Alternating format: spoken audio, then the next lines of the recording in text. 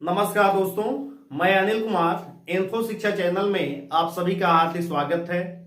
दोस्तों, आज के अपने लेक्चर में हम डिस्कस करने जा रहे हैं हाई स्कूल का एक इंपॉर्टेंट मैथमेटिक्स का चैप्टर जो क्वाड्रेटिक इक्वेशन अर्थात द्विघात समीकरण के नाम से जाना जाता है। आज हम बेसिक कॉन्सेप्ट बनाएंगे कि द्विघात समीकरण है क्या, कैसे चेक करेंगे कि कोई दिया गया इक्वेशन द्विघात समीकरण है कि नहीं है। ठीक है, इसी पर चर्चा करते हैं। दोस्तों, इससे पहले हाई स्कूल के चैप्टर पर ट्रिग्नोमेट्री पूरा का पूरा हम एक्सप्लेन कर चुके हैं एनसीईआरटी बुक का। आप मैथ के प्लेलिस्ट में जाके इसको देख सकते हैं।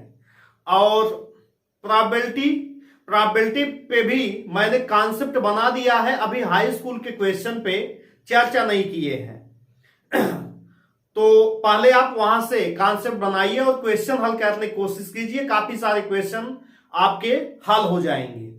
तो आइए यहां से द्विघात समीकरण देखते हैं। क्वाड्रेटिक इक्वेशन यानी कि द्विघात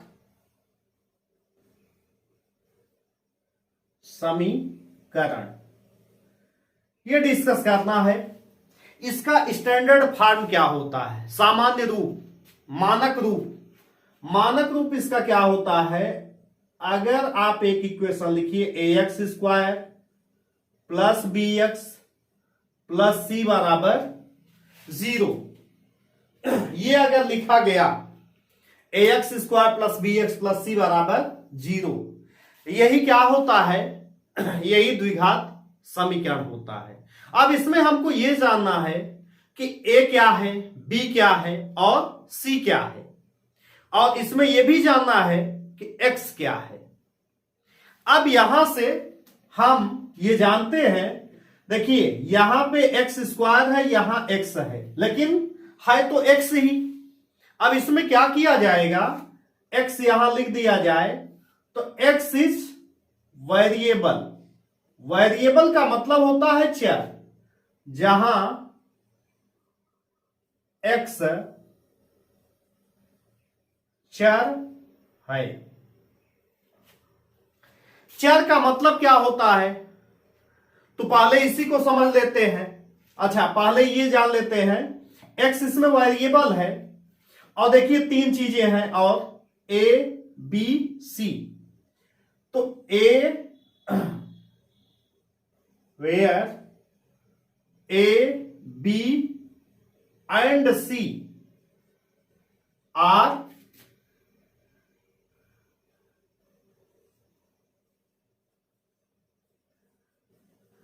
नॉन वेरिएबल्स। एबीसी क्या है, तो नॉन वेरिएबल्स है एबीसी, यानी कि ए बी तथा सी अचर है। अब ये हमको जानना है कि कैटेगरी ये जाननी है कि वेरिएबल और नॉन वेरिएबल्स। ये समझिए कि वेरिएबल और नॉन वेरिएबल्स, और नॉन वेरिएबल्स यानी कि चर और अचर। जब तक आप ये नहीं समझेंगे तब तक देखिए सवाल लगाने से मतलब नहीं होता है कि आप सवाल सिर्फ लगाना जान गए। कई बार मैंने ये भी देखा है कि स्टूडेंट बार बार अभ्यास करते हुए क्वेश्चन को रट लेते हैं। रटने से मैथमेटिक्स नहीं आएगा। मैथमेटिक्स तब आएगा जब आपको एक एक चीज उसका क्लियर हो, पता हो, तभी आप मैथमेटिक्स को सॉल्व कर सकते हैं। तो देखिए एक बार इसको कि ax square plus B X plus C बराबर 0, ये क्वाड्रेटिक इक्वेशन का स्टैंडर्ड फॉर्म है, मानक रूप है। और जहां पे x क्या है, चर है, और एबीसी क्या है, अचर है। तो चारों अचर क्या होता है? अब देखिए, जिसका मान बदलता रहे, जिसका मान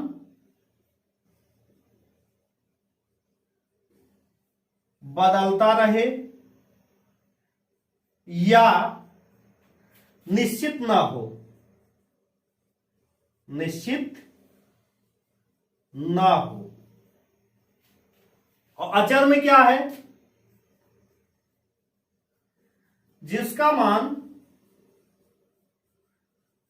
निश्चित हो,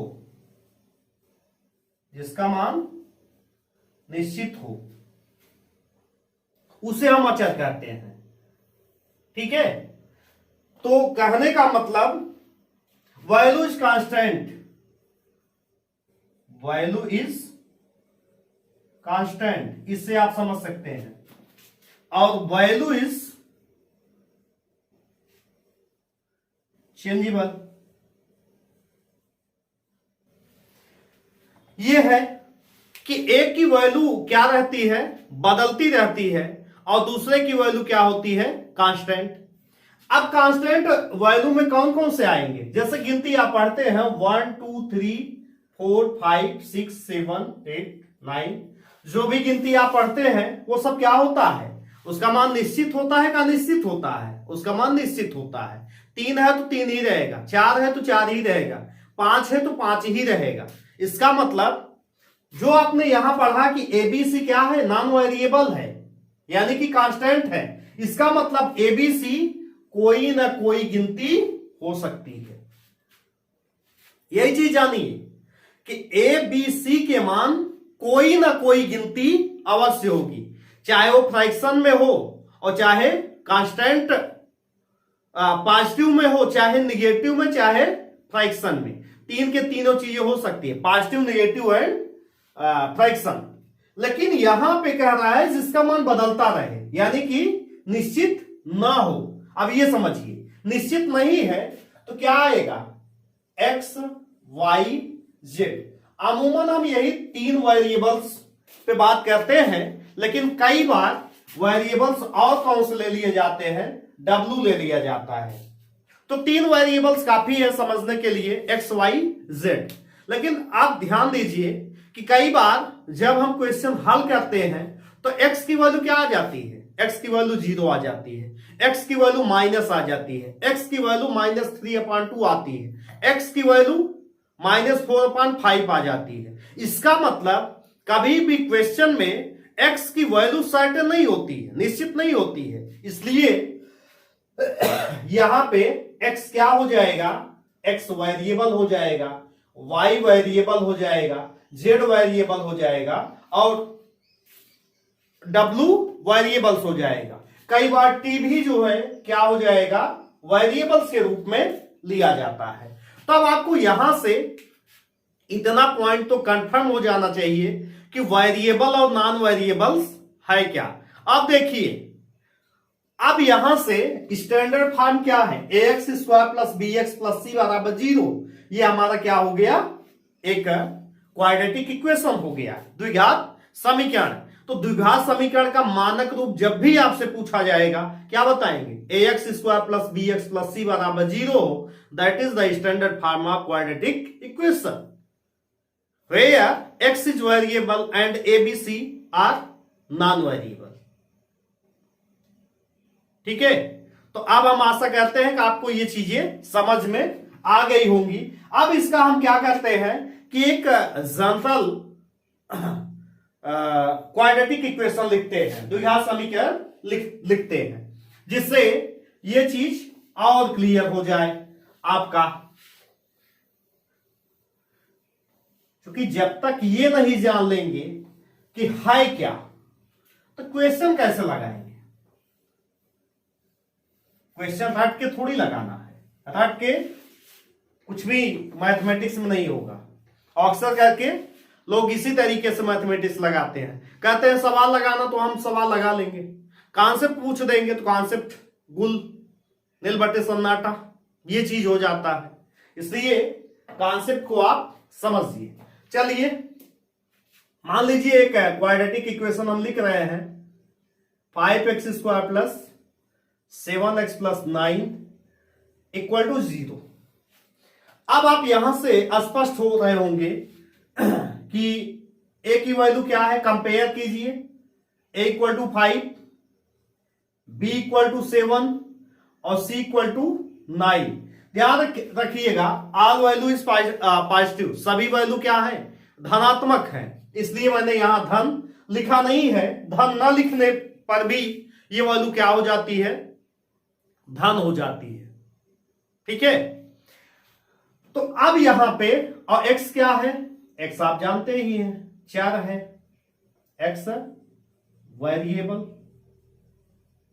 अच्छा, एक चीज और ध्यान दीजिए, ये जो इक्वेशन हम पढ़ रहे हैं क्वाड्रेटिक इक्वेशंस, ये वन वेरिएबल का इक्वेशन है, इसमें टू वेरिएबल्स नहीं है।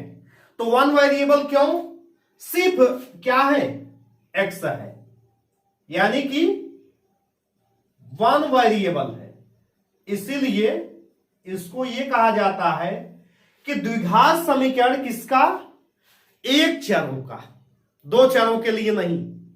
तो आपको क्या पढ़ना है, एक चर के लिए द्विघात समीकरण पढ़ना है। अगर इसी में y भी ले लिया जाए, x² y², दो चीजें शामिल कर लिया जाए, तब क्वाड्रेटिक इक्वेशन कैसा हो जाएगा, तब क्वाड्रेटिक इक्वेशन हो जाएगा दो चरों वाला। तो आपको दो चरों वाला नहीं पढ़ना है, बल्कि quadratic equation of one variable, एक चरों के लिए द्विघात समीकरण। अब एक चीज और समझिए, किसकी किसकी वैल्यू 0 हो सकती है।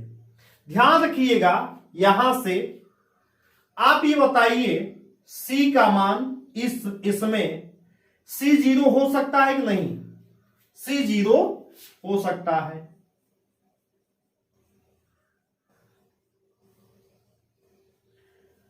c 0 हो सकता है, b 0 हो सकता है, b भी 0 हो सकता है। अब ये मत कह दीजिएगा b 0 ही होगा, मैंने लिखा है हो सकता है, मे बी 0, और यहां भी क्या है, मे बी 0। ये ध्यान रखिए, c में भी 0, b में भी 0, but a can not be 0, a का मान 0 नहीं हो सकता, a कैन नॉट बी 0। ठीक है, a का मान 0 नहीं हो सकता, a का मान 0 नहीं हो सकता। यह भी जानते रहिए कि a का मान 0 नहीं हो सकता।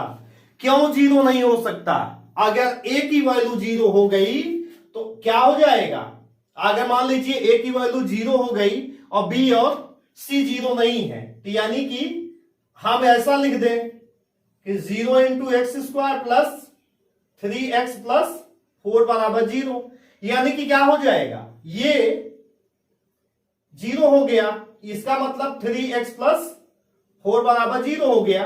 तब ये द्विघात समीकरण रह ही नहीं गया, क्योंकि जब तक वेरिएबल का मैक्सिमम डिग्री, इसकी डिग्री कितना होनी चाहिए, डिग्री होनी चाहिए 2, अगर डिग्री 2 नहीं है तो द्विघात समीकरण नहीं होगा। जैसा आपने देखा कि अगर a का मान 0 रख दिया गया तो 3x प्लस 4 आ गया, यानी कि b का मान यहां 3 है और c का मान 4 है। इसका मतलब द्विघात समीकरण होने के लिए आप ये कंडीशन से याद रखिएगा, कभी a का मान 0 नहीं हो सकता। तो दोस्तों, आज के लेक्चर में आपने ये समझा कि द्विघात समीकरण है क्या, इसका स्टैंडर्ड रूप क्या है, और एबीसी है क्या, वन वेरिएबल का है तो इसमें कौन सा वेरिएबल है, कौन सा नॉन वेरिएबल है। अब चलिए इसका एक एग्जांपल हल कर लेते हैं कि कैसे हमको चेक करना है कि कोई दिया गया इक्वेशन है कि नहीं।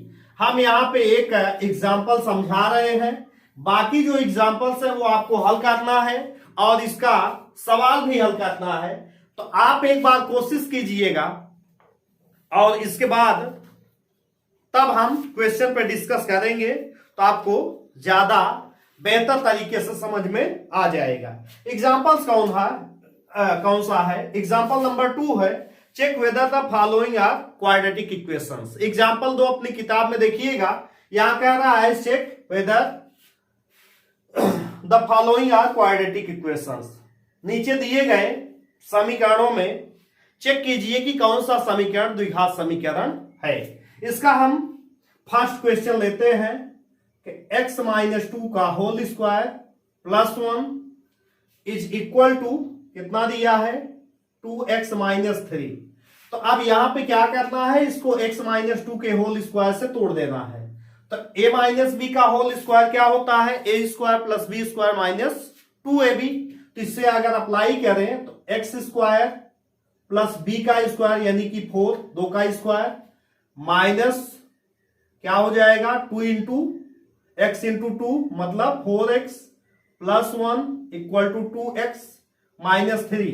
ऐसा कर लेते हैं, इस चीज को इधर ट्रांसपोर्ट कर देते हैं, पक्षांतर कर देते हैं। क्या बनेगा?